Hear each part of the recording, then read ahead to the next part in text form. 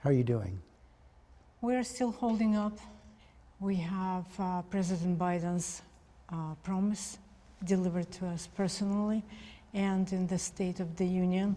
We will also work around the clock to bring home Evan and Paul, Americans being unjustly detained by the Russians.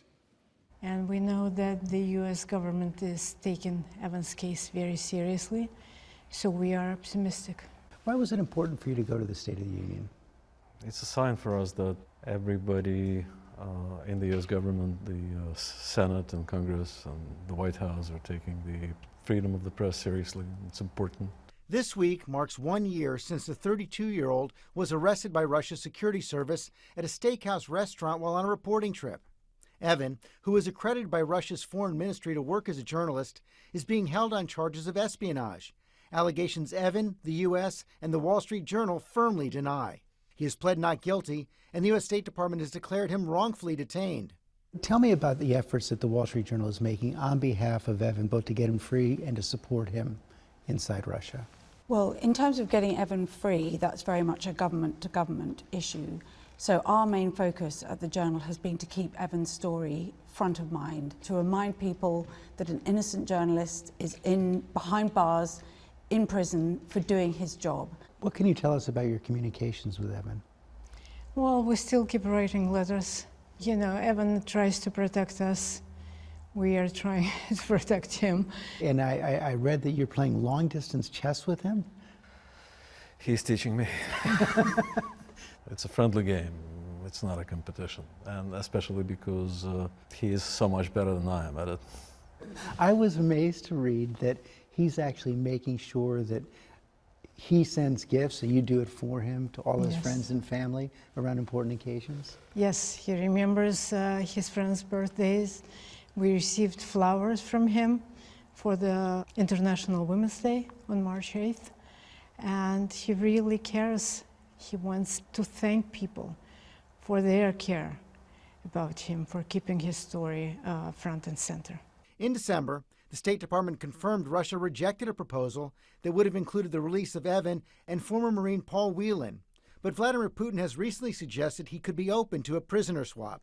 What did you think when you heard President Putin discuss the possibility of a trade for Evan? We were happy that both governments have expressed willingness to negotiate.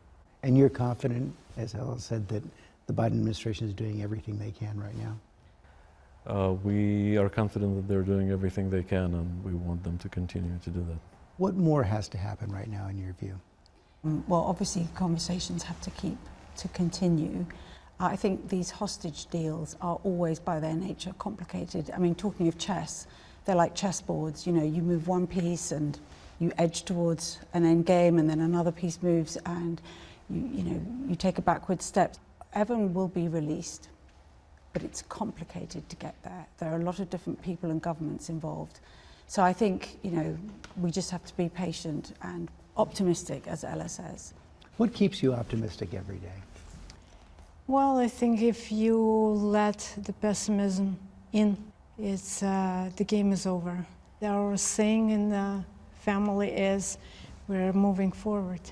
And it sounds like Evan does everything he can to keep your spirits up. Yes, I think for both of us, we exchange those notes that we're moving forward and we want you to keep going. And he says that he's fighting. He's fighting. But you can't wait to have him back on staff. You bet. I mean, we might give him a short amount of time off.